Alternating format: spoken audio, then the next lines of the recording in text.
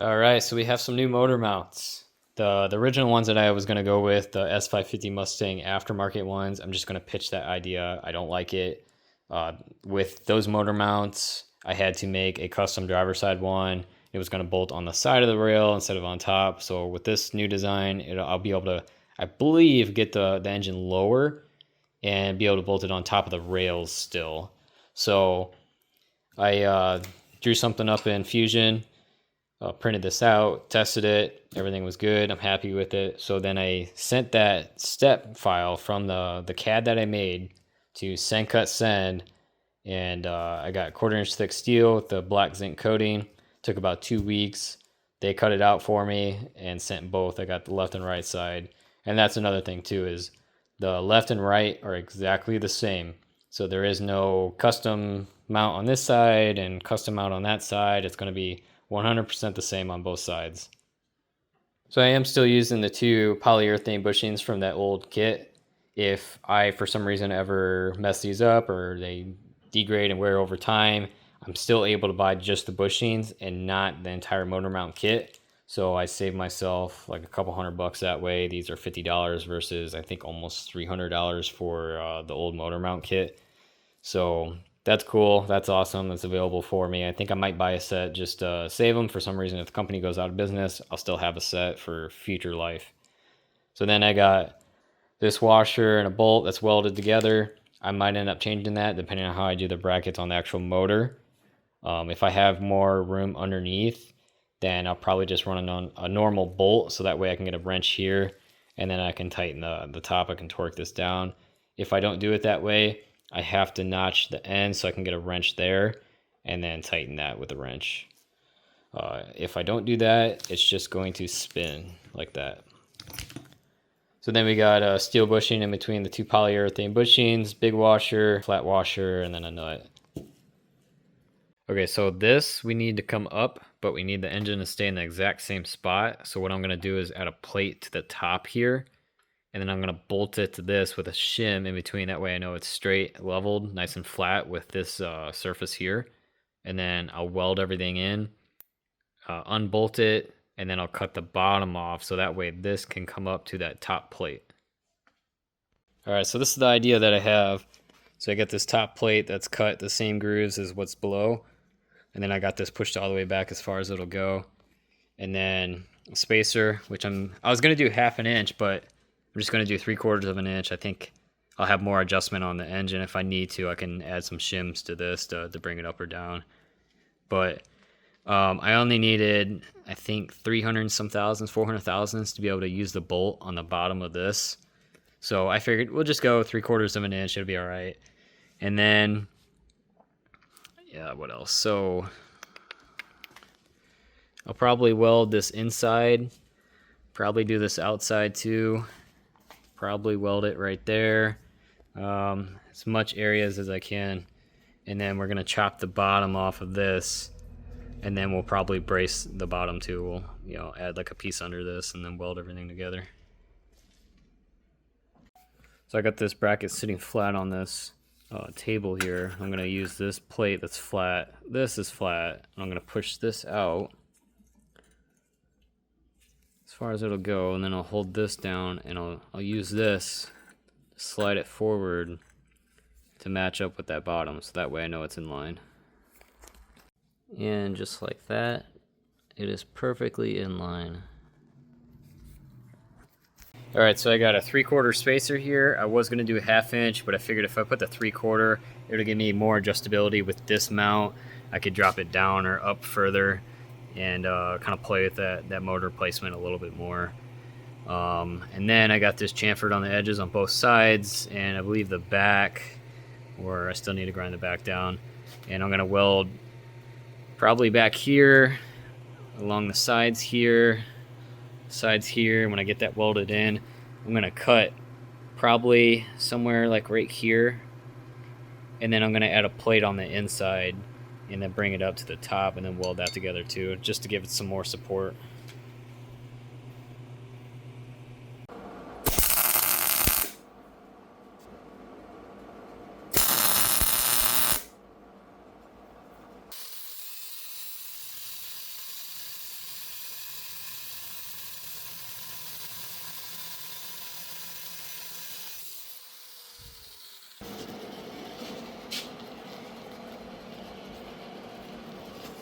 All right, so I added a 1/4 inch to the spacer. I put 2 washers on to accommodate the thickness of this. I thought this bottom plate was a little bit too thin. It was like 180 thousandths, and this is like a 1/4 inch thick. So I figured I'd double them up, make it beefier. This is something that I do not want to pull out down the road and have to redo if this end ends up breaking off or something. So figured I'd beef it up now and not have to worry about it.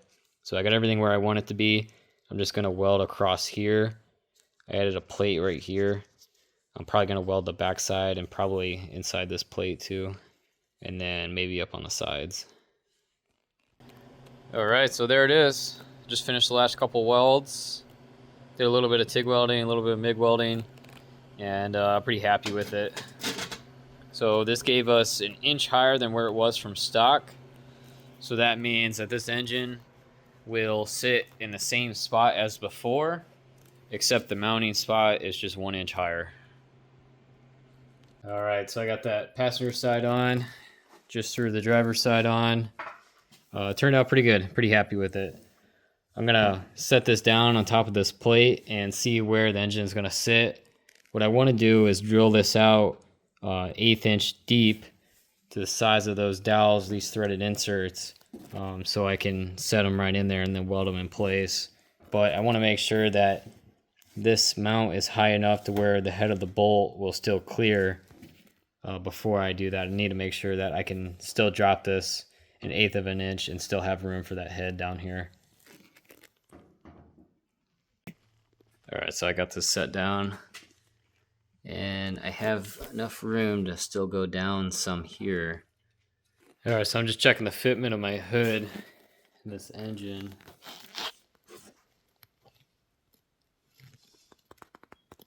Let's take a look under here.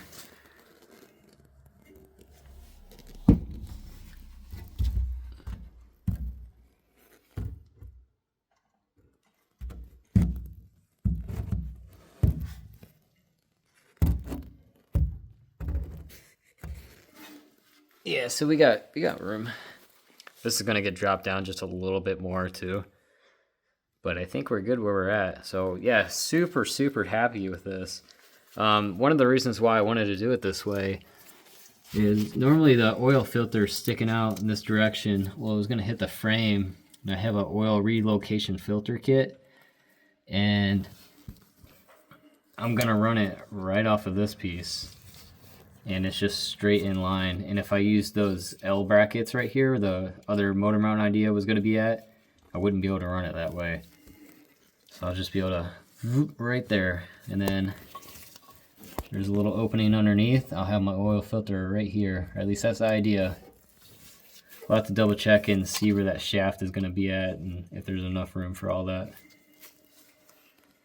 All right, so everything looks good. I'm gonna raise this motor back up. We'll take those mounts off, and then we're gonna take them over to the mill and get them machined perfectly flat. So that way, if there's any warpage, which I do believe there is on that one, I think that side's good, but we're gonna machine that, make sure that it's perfectly flat on both sides.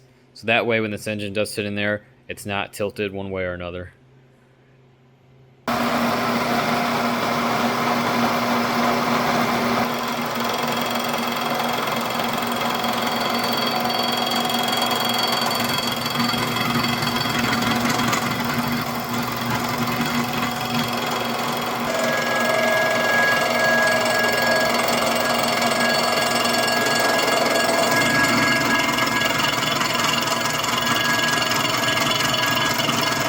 Here we go, got them machined. So now they're both flat on the mounting points on the bottom, and they're exactly the same. So that means when I go to bolt this up, the engine's not gonna be tilted left or right. They're gonna sit in the exact same spot on both left and right sides. All right, so now that we have this bracket done, I need to figure out where the motor mounts are gonna go. So I'll come over here. I got one sitting inside, and I'm gonna try to get this as close as a fender apron as I can. Originally I was gonna go almost close to the middle of this bracket, but I'm gonna have it on the outside of it, just because with where that's at, it would max out the motor mount bracket. There's a little slot there to where you can get adjustment front to back, and with it right there, it's all the way maxed out. So I'm gonna try to get it a little more centered or further this way. So I think this is probably where I'm going to put it. And I'm going to do the same thing on both sides of the bracket. So that way when I go to bolt this up, I know this engine will be perfectly centered in between these rails. Alright, so I'm going to drill these holes out. The threaded inserts are going to go where these holes are at. Originally I was going to do it here, but I'm actually going to move it back some. And this should center it inside of the motor mount bracket. There's like a little slot. And I believe right here it'll get us very close to the center of that on each side.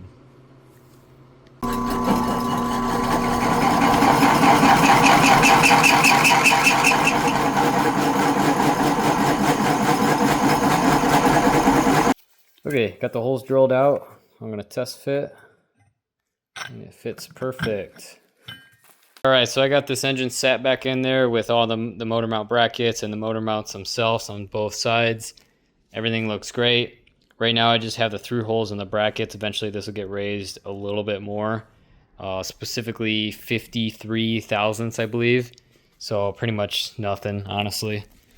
Where this is at right now, one of the things I was worried about is I have a plate with a bolt welded into it so I could get as much room as possible. Well, I eventually just off-shifted these motor mount brackets, so I don't really need to do that. I'm just going to use a normal bolt. And the problem with the plate and the bolt welded together is as you go to torque it around, it'll just continue to spin. So this side I have the bolt. You can see that bolt, and it looks like it's touching. It actually is not. So this is going to come up a little bit more. But if I stick my hand in here, this bolt is loose. I can actually lift it up and down. You know, nothing's torqued down, so it's going to get smashed a little bit and it's going to come up. So really happy with that. Now I can get a wrench on the bottom and the top, and I can torque it properly. Super stoked about that for sure. Exhaust clears on this side.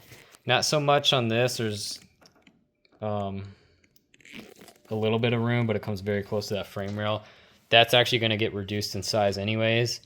There's like an outer flange that needs to get cut off. That'll give me some more room. That side, I got plenty of room. That's all going to be custom. Pretty much, honestly, everything on this car is custom, but that's it's workable is what I mean. Alright, so that's pretty much it for this video. I have to get some more parts I got on order. They'll be here next week.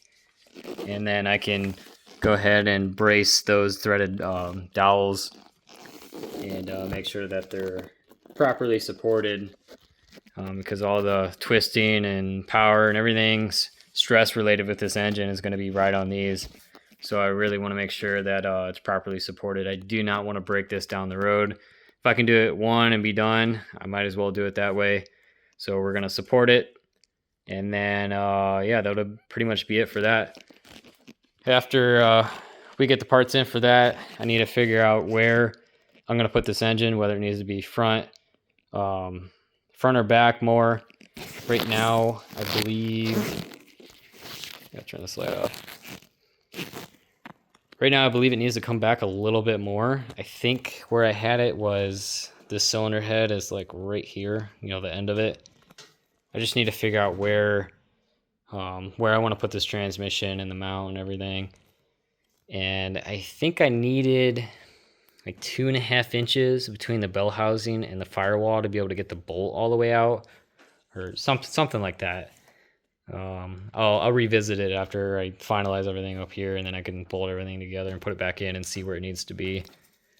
But we're getting there pretty close. After I figure out where that transmission is going to be, then I can make a mount for that, and then everything can get welded in place, and then I can figure out my drive shaft length. So what I'm going to do with the drive shaft, I ended up buying a 6R80 drive shaft from a 2016 Mustang, or maybe a newer one, 2019, something like that. The guy just bought the car, only had like 30,000 miles, maybe even less than that. And the guy took it apart and put like a one-piece aluminum drive shaft. So I got that from him for like $70, and I ended up modifying it. So here's the drive shaft, and what I did is, this is a two-piece, so I just took it off of here, and I took that flange off, and I threw it on there. It made it a one-piece. I'll have to take some measurements, and then I'll take it to the local guy I go to, he's gonna have to chop this off, shorten it, balance it. And yeah, so I'm like $70 into this, and it's a brand new drive shaft. And it was $70 for that plus labor, or however much it costs to shorten it, versus if I had a custom one made, it was like $1,000. It would handle like 1,000 horsepower is what I was told, but I don't necessarily plan on racing this thing. I'll probably just keep the dimensions of what I need for that. And then down the road, if I decide I want to go that route, I could just be like, hey, I need a drive shaft made with this specific specs. And I could just switch it out at that point. Yeah, one thing I forgot is how low this car sits. I think I'm going to have to take these coilovers back out and raise it maybe 1.5 inches, 2 inches higher. Because I'm not even touching. It still can go down more. So it's a tight fit for sure. Look at that. Yeah, so it's hitting the rack a little bit, so it needs to go back some. Which I thought it was going to go back further anyways. So that'll be alright. Alright guys, thanks for watching. Keep tuned. We're getting very close to putting this thing together. My plans is to basically make this running and driving, have everything tested the way that I believe it should go, rip everything back apart, and then do the paint and body work, and then reassemble everything.